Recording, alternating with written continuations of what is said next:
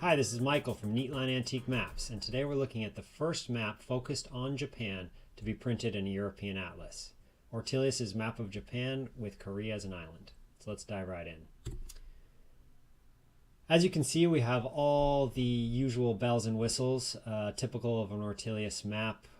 The lovely strapwork cartouches, these cool sailing ships, the stippled seas, basically this artistic style that Ortelius had mastered at this time and which made his map so popular then and also today.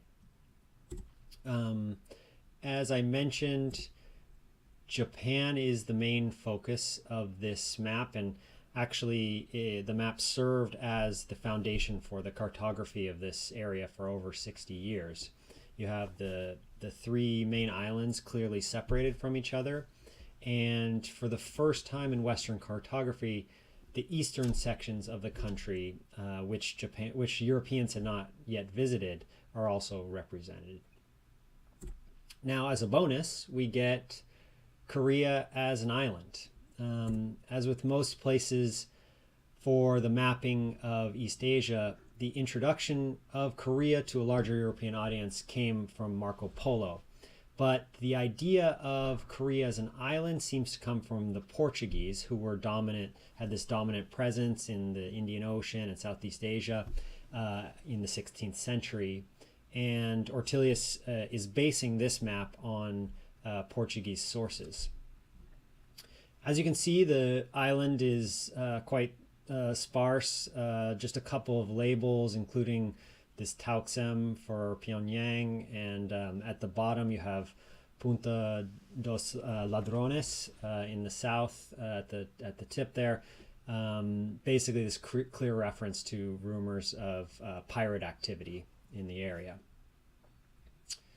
Now, one possibility for the notion of Korea as an island could be grounded in reality is the geography of these two rivers, the Yalu and the Tumen, which run along what is today the border between North Korea and China, and they almost meet, and they're broad navigable rivers.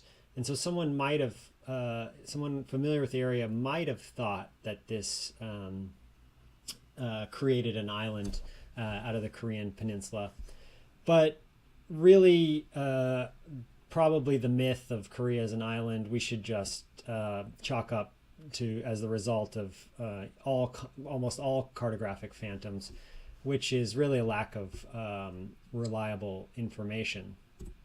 You can see this sort of ambiguity of good cartographic data.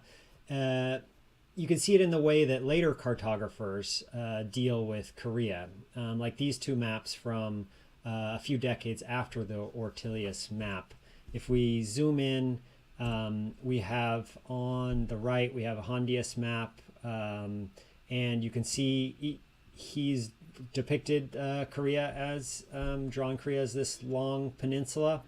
And then a Blau map, actually from just a little bit later, you kind of get this ambiguous sort of, is it an island, is it not? They're really close. They even include the shadows, so it's almost touching.